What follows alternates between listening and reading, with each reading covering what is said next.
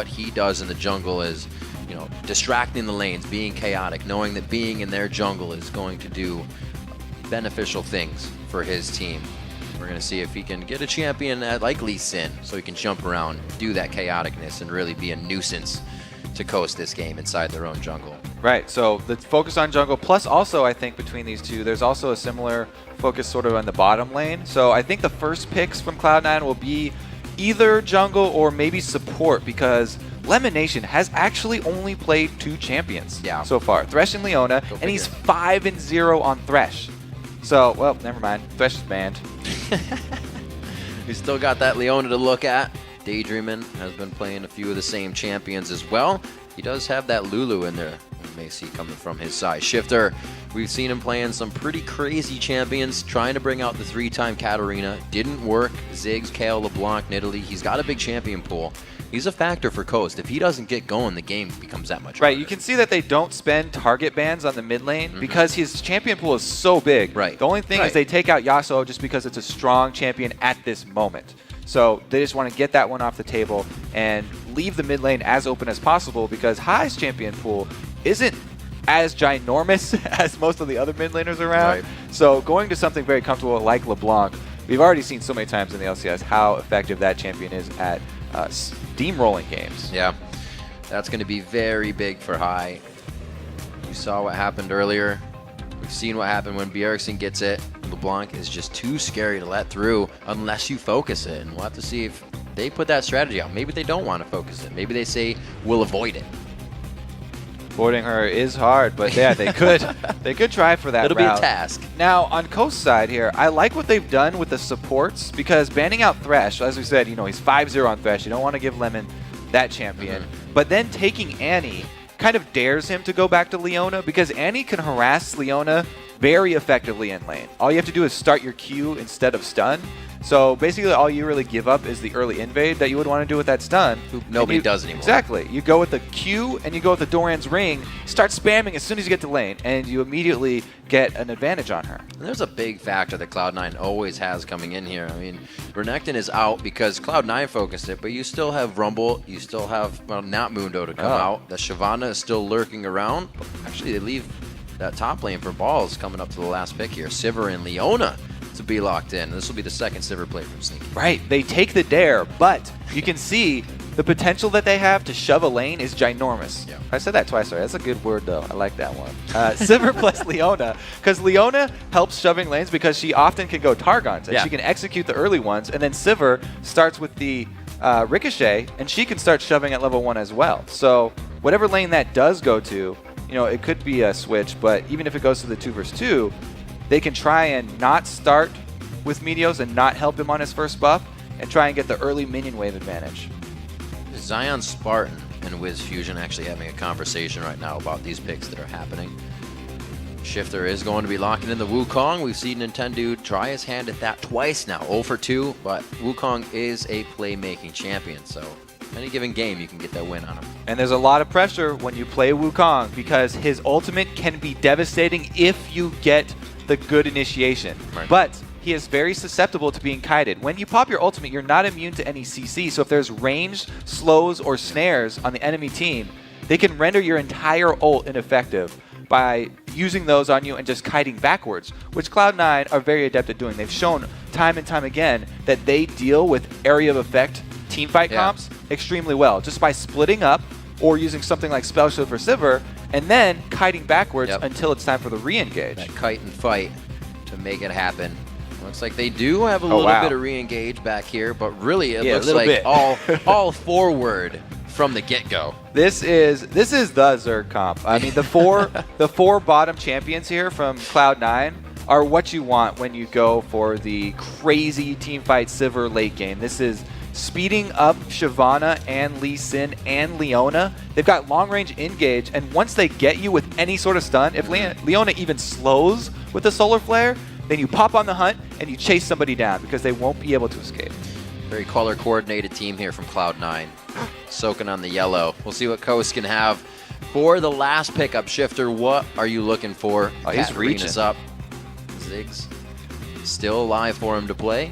Veigar being hovered over, 13, 12 seconds on the clock. We're going to see what Shiphtur has for us. We have not seen this yet, and they are going to lock in the Syndra. We'll see if Coast can scatter some weak this game. Yeah, very high assassination potential from both of these mid laners. This is going to be a really, really interesting matchup here. It's all going to be about the skill shots. Can the chains land? Can the slows from Syndra land to set up her stun?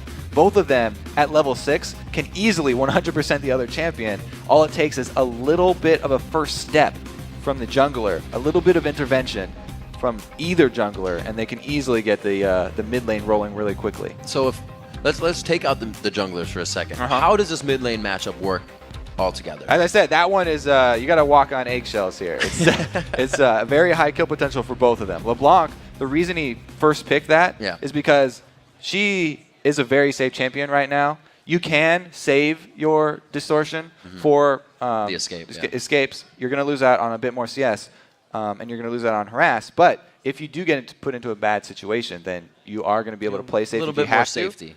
So Syndra, it's really going to be all about who can get that early harass down, who can get the lead building up before the junglers Gotta love outplay lanes. These guys are looking to kill, maybe with a little bit of roam. But as the teams load into the game, let's check in with who you voted to take this next win. According to LOLesports.com, 92% of you think Cloud9 is going to come out on top. That's a pretty big percentage. I expected something like that because Cloud9 are a very, very high-rated team, and Coast currently at the bottom. Plus, what they're showing yesterday, 5th game in their loss streak. We've seen Coast do a lot of things towards the end of the season. Obviously, it'll be easier to start that momentum now, but they do it when it needs to be done. ZionSpartan usually coming out as a huge player in that category when the pressure is hit. He's like the Jordan of Coast. He hits the shots when they need to be hit. That's pretty much the classic Coast strategy is have Zion just get very strong and split push until late game. It's a similar thing here. Mundo pretty much always. Dyrus just went over this matchup. Yeah, so he did. Shyvana Mundo, everybody should know how this is going if you've ever watched before. We'll have to see. The thing in my mind here for the early game is still I have the question about the duo lane here from Leona and Sivir. Can they get their minion wave rolling forward quickly? And we'll see if Daydreamin has actually started with a stun or Q. And he went Q. So just as I said, I think he's going for the early harass on Lemon. As soon as they show up in lane, he'll try and chunk him down, just spamming out the Qs. And, even without going Doran's Ring, it's still the same idea.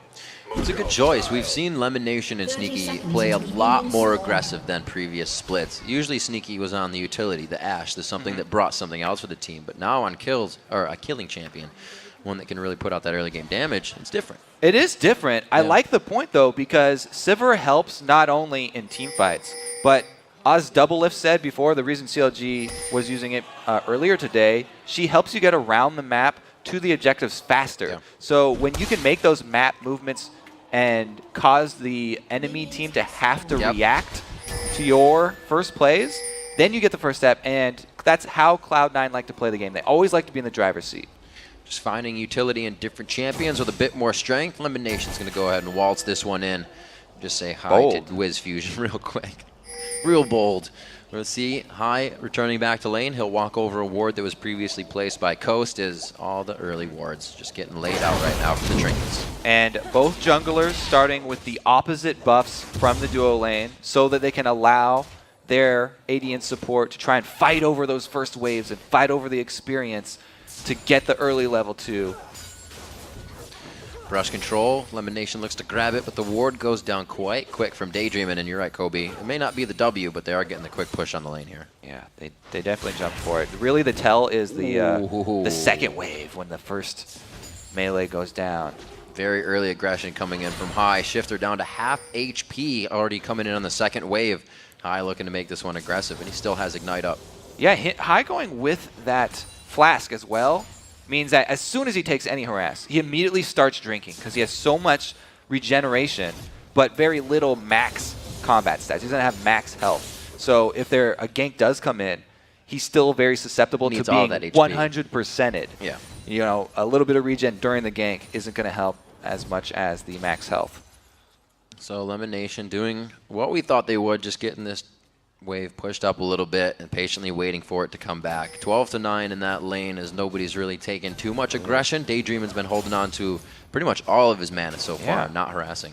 Yeah, I'm very surprised at that. I think it was because the early lane, or the early minions went over to Sneaky. But man, in the mid lane, Hai is doing his classic early aggressive lane. Bjergsen talked about it so much, how he learned, even coming from Europe, the mid lane mecca from Hai. Here we go, in the bottom, a little bit of harass. Nice boomerang. Meteos making some action happen at Wraiths. We did just hear him say he doesn't really move on something unless he knows it's going to be effective for the entire team and himself, and he's still giving Nintendude a hard time here. Gets the cripple down. That's going to be the clone out. Is he going to be able to find the force flash? No. Hit the Q. Aww. So it's good to not take it because he got communication from Hai. Shiphtur was even half a screen away. Just because he had half a screen lead, that few seconds means everything in the early jungle fights. And even though Meteos would have the advantage 1 versus 1, in Nintendude, he doesn't want to go for it. Oh, he does get the backline to WizFujiiN. Quick Leona passive popped out by the boomerang.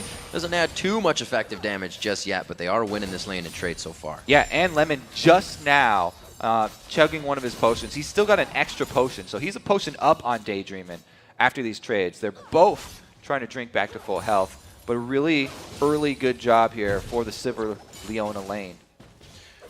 Wiz and Daydreamin, rather, still trying to do what they can here. They're only 3 CS behind. Wiz, we've seen him have bad games. We've seen him die twice before the first 2 minutes in the game, but he still can come back. He is a very constant and methodical CSer, so he just usually has a hard time in the late game when they focus him in every fight.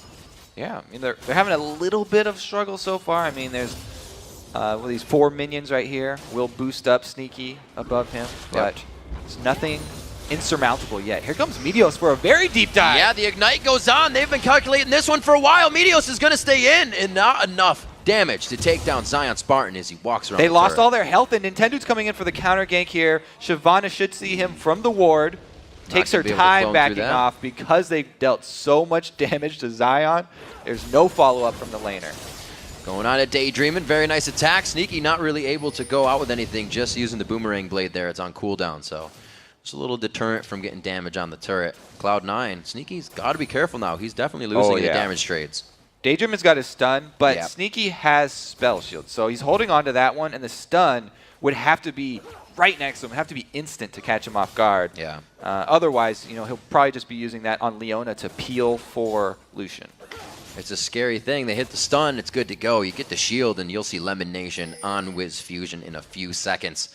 That'll probably be first blood of the game. It's a 200 gold lead just from what's happened. A little bit of that countering by Meteos in the jungle, but nobody has a real definitive lead just yet. And you can see that Meteos doesn't want to give up on that counter style.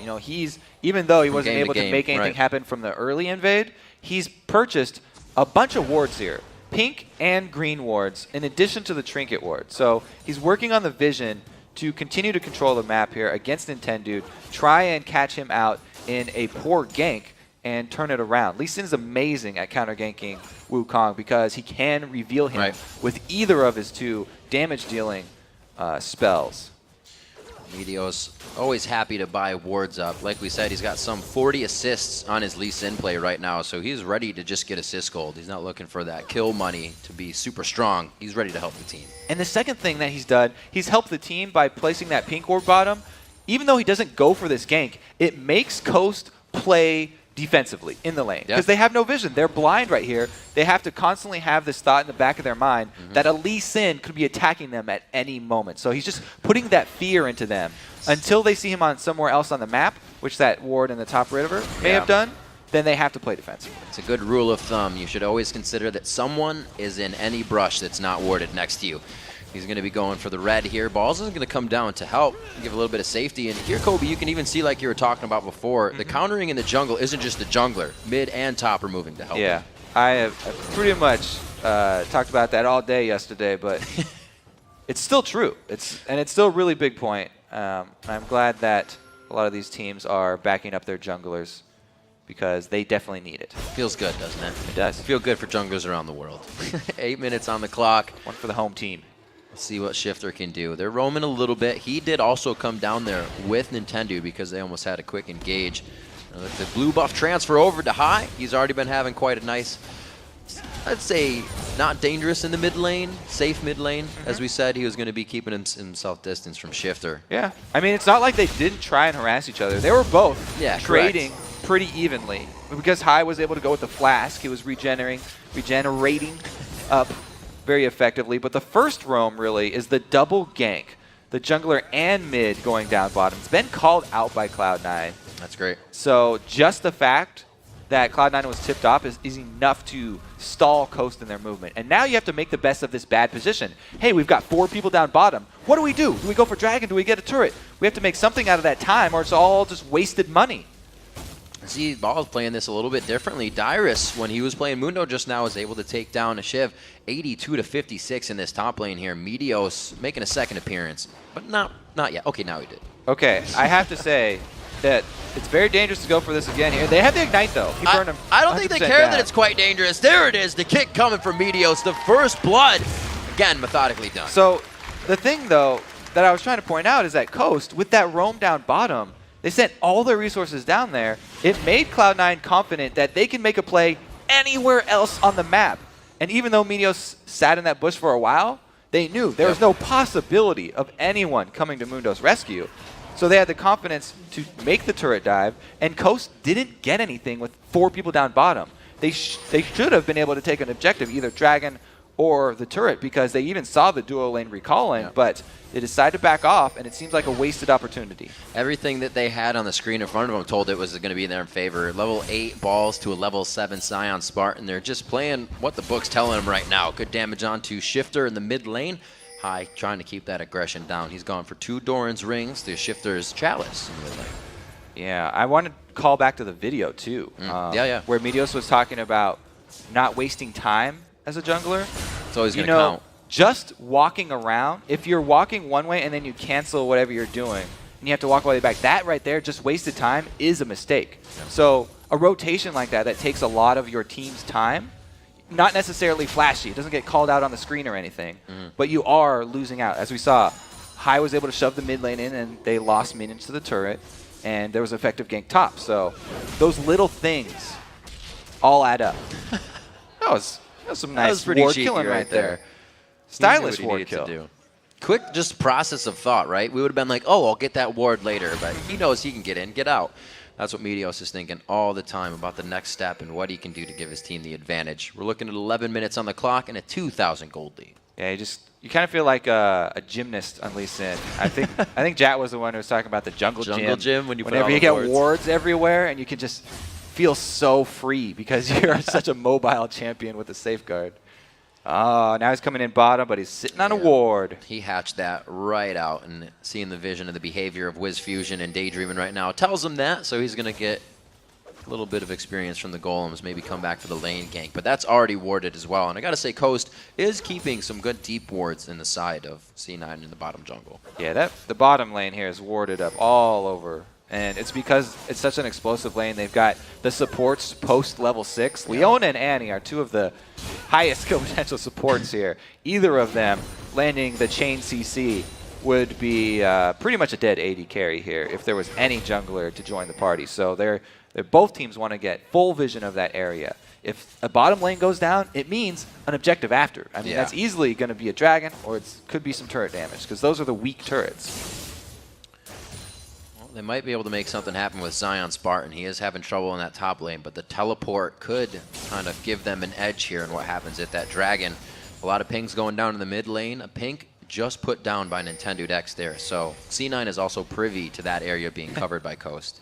I like how that one ward that Meteos saved with 1 hit left on it too. Still doing a lot of work for Cloud9. Yep.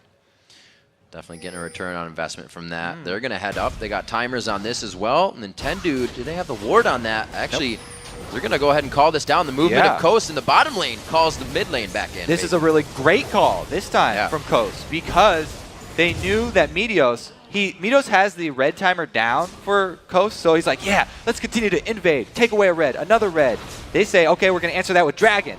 But mid lane takes a lot of damage. And you can see that got really dangerous, but that's what you were just talking about, Kobe. They wanted red, and they second guessed it. They backed off because they saw Dragon happen. And they might still fight over that red. Cloud9 actually have the positional advantage because they're in the bushes first. Easily grabbing and making it look like their side of the jungle too. Coast can't do much to get back in. You still got balls pushing ZionSpartan into that lane. That wasn't actually red. We were tricked.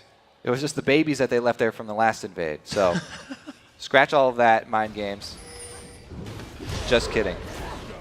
We're still trying to get an advantage here in the top lane. LemonNation taking a drop in the bottom. It's going to be under Daydreamin. They had no idea this was coming. The aggression in the top lane really giving everybody a look to the mini-map, and they tunneled a bit there. Yeah, they burned ZionSpartan's flash up there, and he's going to have a really tough time sticking around. Some jungle support has been called in so that he can farm freely. Daydreamin just jumped in his chair there. Did not expect that coming from the side of LemonNation. I don't think anybody did. 14 minutes on the clock. We're seeing now that Cloud9 is trying to put a little bit more gold in their pocket with these initiations. All right, I want to go back to that lizard thing one more time. Let's go back. It was the right time for it to spawn again. You know, every 5 minutes red buff comes up, so I was like, yeah, 12 minutes. They timed it well. Meteos, I think he assumed that they had cleared out those baby lizards, and that's how I'm going to save that one. But now, top turret being down. Double mind games will leave it down, so when they go for it, they're tricked. Yeah.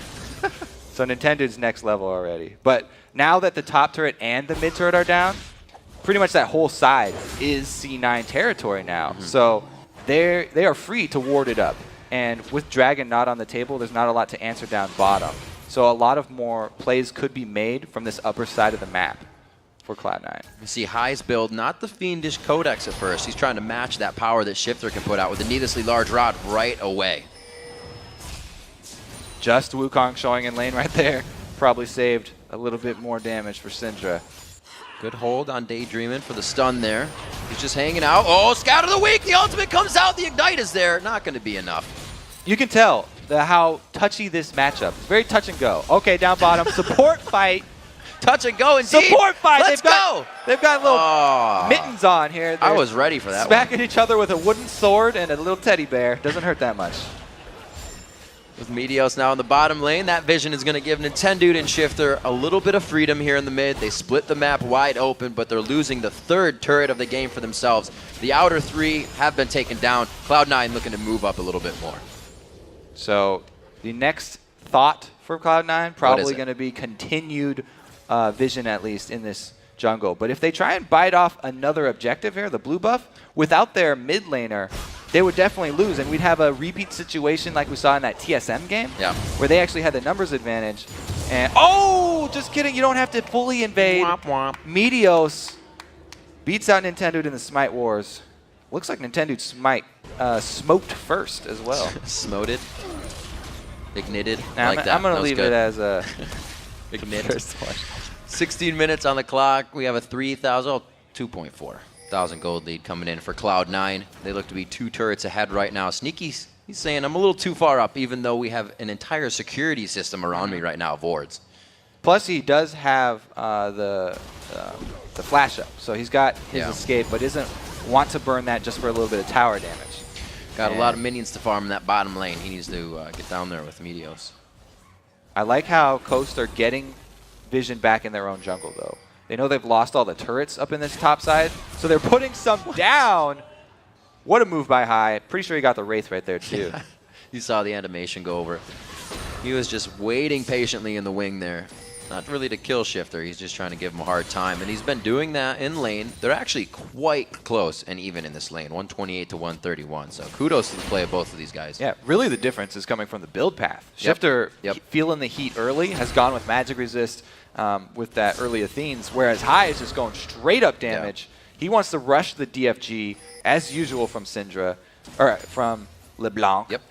And he wants to be able to blow people up. Now, I love that build specifically against Wukong, as I said, because ranged harass really, really hurts out Wukong. If you can silence him and lock him down before he's able to get off the initiation, then that is a giant win for your team in the upcoming team fight. See if they can keep protection onto, I don't even know if they need to try and keep protection on Sneaky. He can really get himself out of anything. On the Hunt's going to be on, Spell Shield. These guys are fit for these fights that Coast is going to bring to the table. Yeah, the bottom lane is feeling very confident, so they're leaving them to their own devices, and they're going to the side of the map that we said they had a lot of control over. They're trying to make a play in this map that they've opened up top. Well, Simon right by ZionSpartan. That was a nice duck by him, but I don't think he's going to live throughout this one. Meteos is going to come in and get that execute on the Sonic Wave. So there's the play. They're able to capitalize pretty much how they laid it out, but the answer from Shiphtur is canceled. Never mind. They reinitiate the call. A little bit of debate going on. LemonNation playing defensively, and they back off. So Cloud9 really giving and taking at the appropriate times. See, I feel like when Coast does this, they're a little bit lax in their engage. They do take it. They took a lot of damage there. One more member from Cloud9, and that's a full engage. They didn't waste their time this visit bottom, though. They were actually able to get the objective this time around and secure some gold for the team. So that's a little bit of an improvement. The only thing is they took so much harass doing it that they're going to give up the Dragon, even though they've got Wukong. And the AoE ultimate is ready. They don't have the numbers around it. And it's a huge win here. Again, Cloud9 really running out in front with this one. And although that kind of show that, you know, Coast is kind of jumping before they think about where they're jumping, because wouldn't that have been better for Dragon and then that turret in the bottom lane possibly? So I like your little analogy there, because it seems like they're thinking on the fly with their plans, whereas before Cloud9 move, they make the call, and they get everyone's buy-in for the call. Seems like Coast are making the call as they're moving. So it's interesting. You can sort of see the plays as they happen for Coast, whereas Cloud9 seem a little bit more premeditated. They have a good wave down in the mid lane, so Cloud9 taking this time to somewhat reset themselves here. They know they have the lead. They don't have to pressure anything too much, or at least LemonNation might want to. Here gets another ward. LemonNation getting deep, though. Yeah. Because they did such a good job with the vision, Nintendo doesn't know if there's one person there or 5 persons. Persons. There's a ton of them. It's going to be a party. It did take enough time. I like the fact that Lemon gets into an area like that and just patiently waits, and then you see the team just start to formulate around him. That almost became another good engagement for them, just because their vision is on the up and up, and Coast can't do much to sweep this out. Their sweepers are constantly down, and they haven't hit all the wards yet. All right, Coast are grouping up. They want their team fight now. They want to try. Ooh, Wukong took a lot of harass there. Yeah, no armor there yet. You can actually burst him down pretty easily when he does come in for his ulti. If they all focus him, you know, plus he's only level 10, so it's just the level 1 ulti right now. Very dangerous for Coast. Now we come into this game saying Meteos has a really great Lee Sin play, and he's already 2-0-0 on this game. He's not looking to get the assist this time. He's looking to say, get on my back, I got a big enough backpack, and let's go. 21 minutes into this, Cloud9 complete control over Coast's blue. And really, Coast is losing having a jungle right now. Yeah, not only the top side of the map, but now bottom side is secured because they've put even more wards down and taking out that turret, really helping them suffocate this Coast team. They've already got them second-guessing themselves. Now it's just a matter of trying to pick off a member of Coast. Whereas Coast, they really want to make their move. Once they have Wukong and Annie hit level 11, that right there is the combo they want. Like, Coast are built all around that. The double AoE wombo. They're hoping it can hit. Just like Ball said in the beginning, Daydreamin in the backside, a beautiful solar flare stops Tibbers from really getting anywhere it needs to.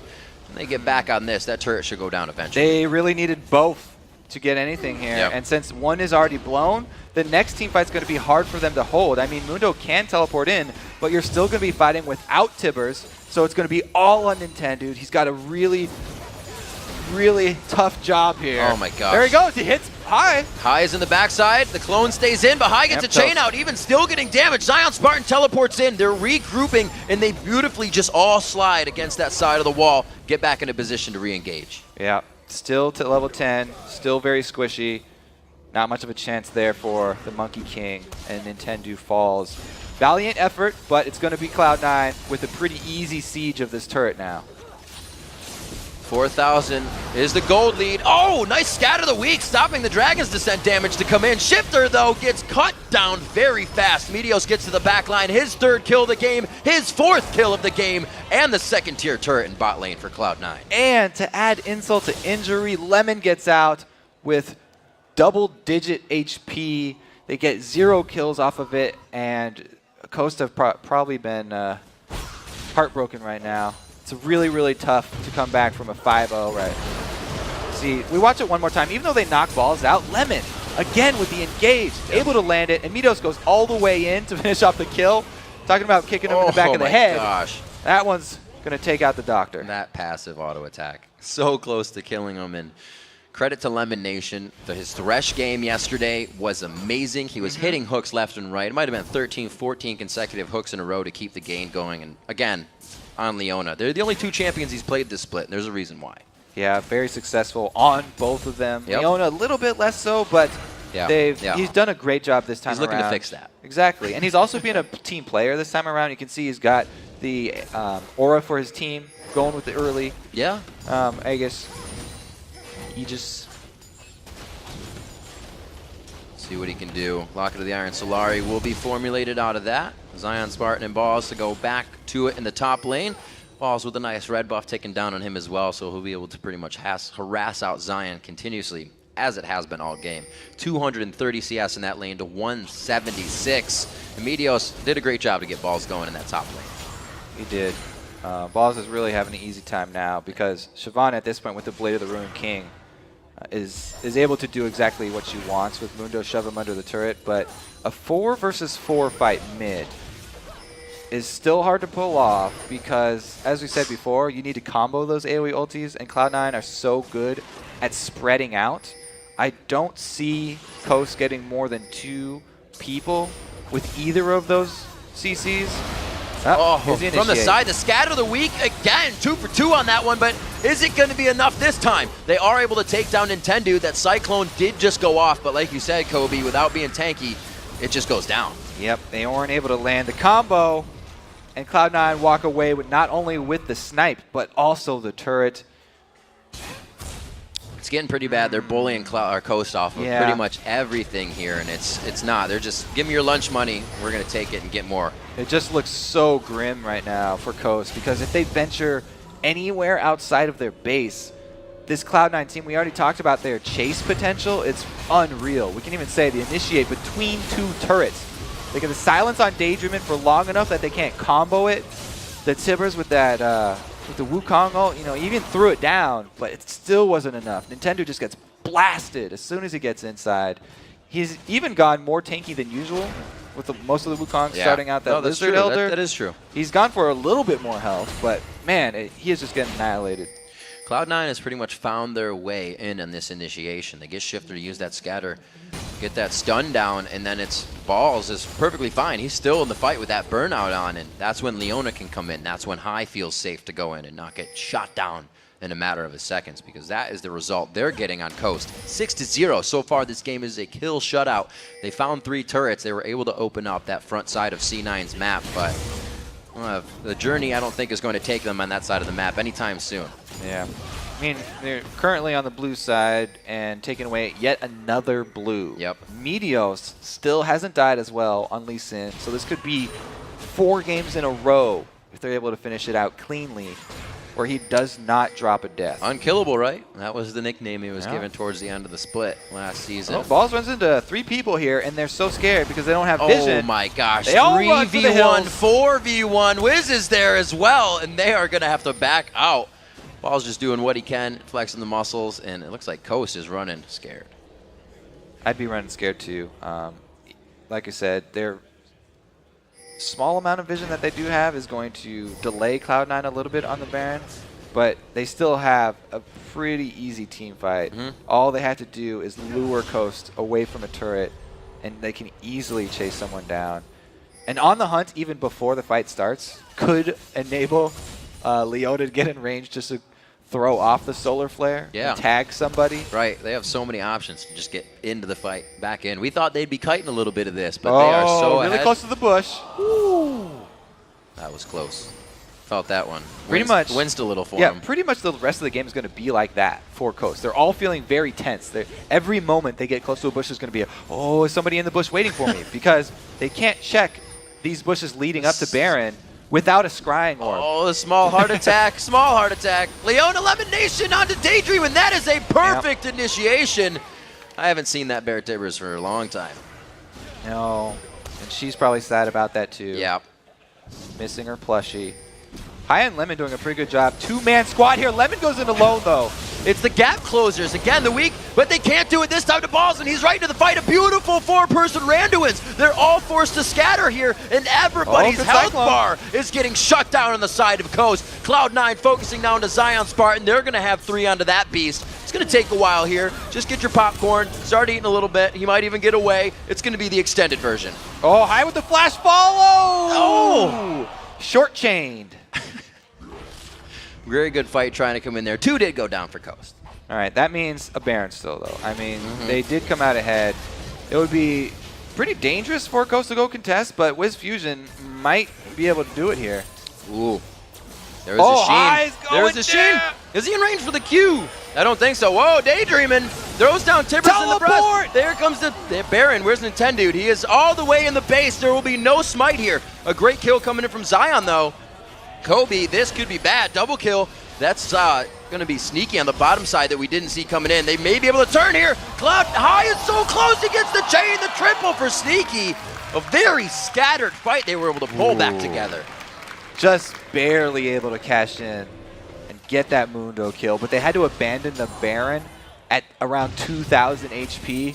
As a jungler, Meteos really wanted to finish that one off, but Mundo teleporting in is the big part of this fight. You can see him come right in. Daydreamin is talking with the rest of the team, stuns him up so that everybody's left in the pit with Zion, and Mundo's just running a rampage, trying to choose which person to go after. Sneaky makes quick work of the Lucian by himself, and then comes to save his 2 teammates, adding the damage to be able to burn through this tanky Mundo. Now they did stop the Baron. Yes, they did. We didn't get a picture-in-picture of them going to do it again. But right now, it's like they already have Baron compared to where Coast is at. So this is going to be already a tough matchup. We see that Sneaky's actually going for the, not the static shiv build rather on Sivir, but the Phantom Dancer. A lot of ADs have been switching to that. The Phantom Dancer definitely going to help them out. Add even more mobility to him so that he can get from one side to the other of the fight. And I think the focus here for the items is going to be on vision for Cloud9. They definitely want to upgrade their sweepers, as many of them as possible, so they can get the Oracle sweep, which basically gives you double the value of your sweeper because you can cover at least twice the area, being able to walk around once you have that Oracle's Elixir vision for a few seconds. So great game by Balls in the top lane. He was really just given a kickstart by Meteos, and he took that to himself in the 1v1 in that top 279 to 214.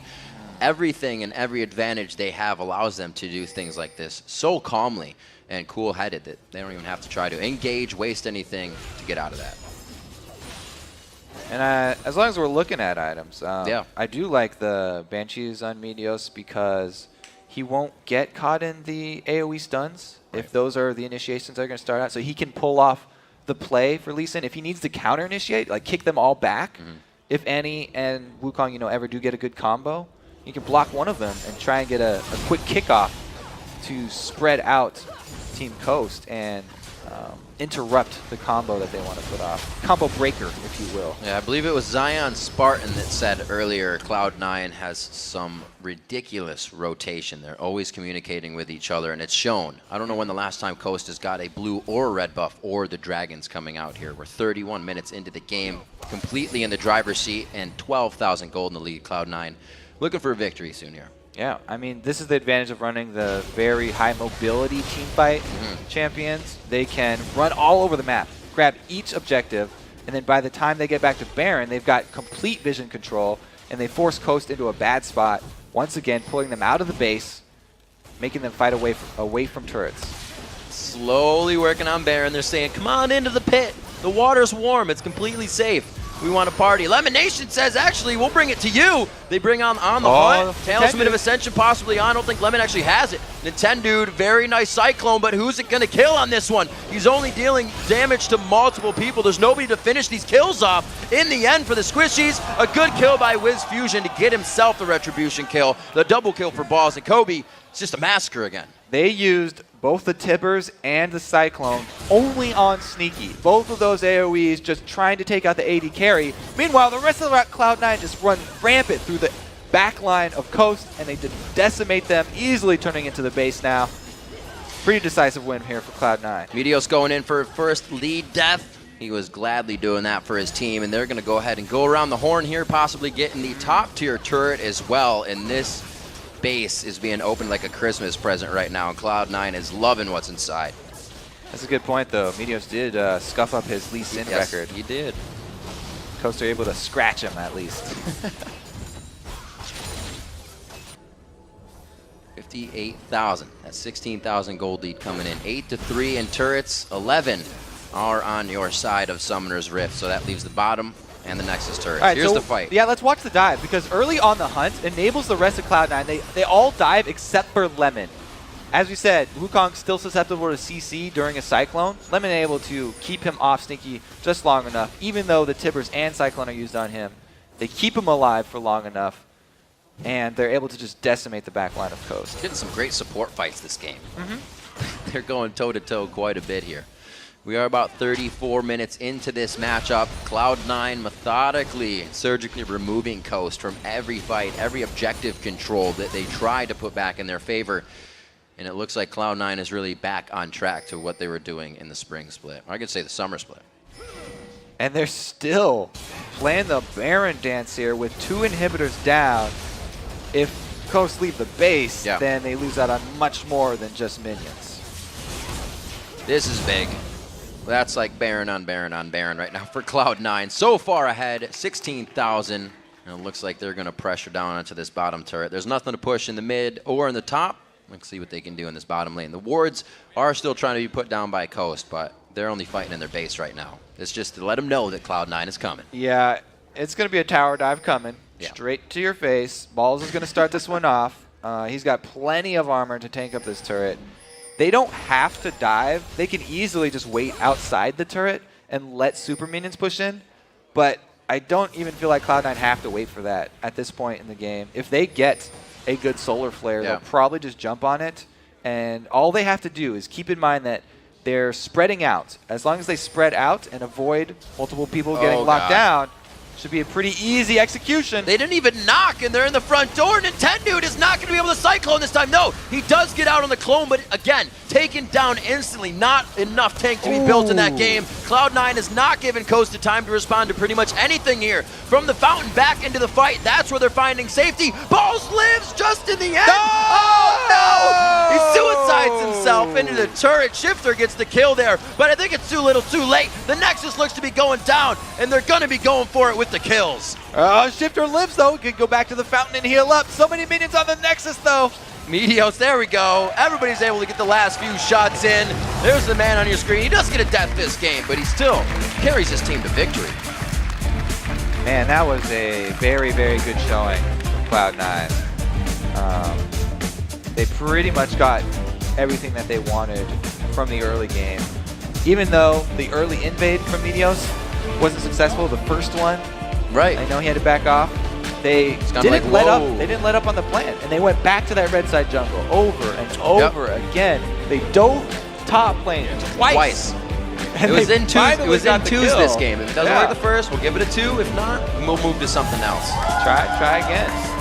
Yeah, they stayed away from the Annie. They were not like, we're diving to Tibber is not what we want to do. Even with Lee Sin being able to get in and out, they know exactly what they needed to focus. Meteos was in the top lane when he knew he could get a kill. And it really snowballed Balls so much in that lane. We saw almost coming up to